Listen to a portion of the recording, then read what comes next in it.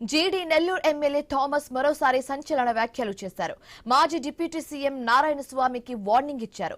తన జోలికొస్తే చస్తావంటూ ఘాటు వ్యాఖ్యలు చేశారు. ఎంపీపీ పదవిని 1,50,00,000కు సెటిల్ చేసి తిరుపతిలో నారాయణ స్వామి విల్లా కొన్నారని ఆరోపించారు. తాను తలుచుకుంటే కార్వేటి నగరం పోలీస్ స్టేషన్లో కూర్చోపెడతానని థామస్ హెచ్చరించారు. ఒక ఎంపీపీ వ్యాకెట్ వస్తే దాన్ని ఏం చేసాము, ఎవడో ఉండే బెంగళూరులో ఉండేవాడిని పిలిపించుకొని 1.5 కోటి సెటిల్ చేసుకొని పుత్తూరులో ఏం చేసావు, తిరుపతిలో ఒక విల్లా కొనుక్కున్నావు. ఇది నిజం కాదా? ఇది ఎవరికి తిరిగిదా? ఎందుకు నా నోరు నేను ఏదో సైలెంట్ గా వచ్చి పరిపాలన చేసుకుని పోతున్నా, 4 రోజులు దొరుకుతావు. గెలిగినామంటే నువ్వు నిద్రపోలేవు, హార్ట్ అటాక్ వచ్చి నైట్ చచ్చిపోతావు. అదే విధంగా లోకేష్ అన్న గారు ఇక్కడ పాదయాత్ర వస్తే లోకేష్ అన్న గారి పైన కేసు పెట్టావు. లోకేష్ అన్న గారి పైన కేసు పెట్టావంటే మగోడాను, అంత పెద్ద మగోడాను, అంత పెద్ద కుడింగాను. జీడీ నెల్లూరు ఎమ్మెల్యే థామస్ మరోసారి సంచలన వ్యాఖ్యలు చేశారు. మాజీ డిప్యూటీ సీఎం నారాయణ స్వామికి వార్నింగ్ ఇచ్చారు. తన జోలికొస్తే చస్తావంటూ ఘాటు వ్యాఖ్యలు చేశారు. ఇదే అంశానికి సంబంధించి మరింత తాజా సమాచారం మా కరెస్పాండెంట్ గోపీనాథ్ ఫోన్ ద్వారా అందిస్తారు. గోపీనాథ్, ఇప్పుడు ఈ వ్యాఖ్యల్ని పొలిటికల్ గా ఏ విధంగా చూడొచ్చంటారు? పూర్తి డీటెయిల్స్ ఏంటి? శివాని, కొద్ది రోజుల నుంచి కూడా ఇప్పటికే ప్రభుత్వం ఎన్నో రకాల చర్యలు తీసుకుంటుంది, నియోజకవర్గాల్లో అభివృద్ధి జరుగుతుంది. కానీ వాటన్నిటిని కూడా పక్కన పెట్టి కొంతమంది ప్రతిపక్ష నాయకులు రకరకాల కూడా ఆరోపణలు చేస్తున్న నేపథ్యంలో జీడీ నెల్లూరు ఎమ్మెల్యే డాక్టర్ థామస్ మరోసారి సంచలన వ్యాఖ్యలు చేయడం జరిగింది.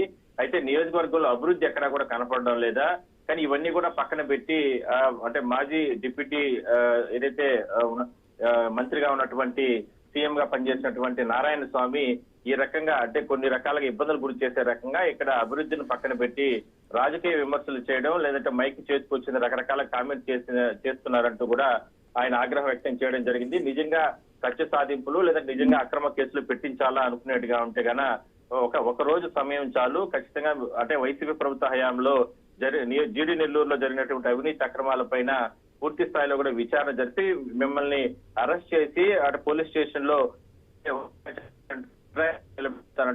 చాలా హాట్ కామెంట్స్ చేయడం జరిగింది.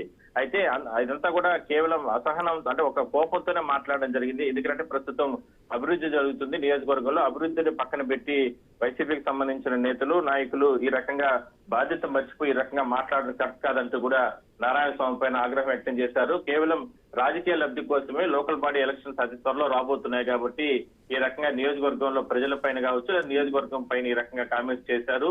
మరి కాకుండా అంటే తెలుగుదేశం పార్టీ వర్కింగ్ ప్రెసిడెంట్ గా ఉన్నటువంటి లోకేష్ ని అరెస్ట్ చేస్తాము అంటే వచ్చే గవర్నమెంట్ లో అన్నట్టు కూడా రకరకాలుగా నారాయణ స్వామి వ్యాఖ్యలు చేస్తున్న నేపథ్యంలో లోకేష్ బాబుని అరెస్ట్ చేసేంత ధైర్యం నీకుందా అంటూ కూడా ఆయన ఆ రకంగా మాట్లాడడం జరిగింది ఒక నిండు పబ్లిక్ సభలో.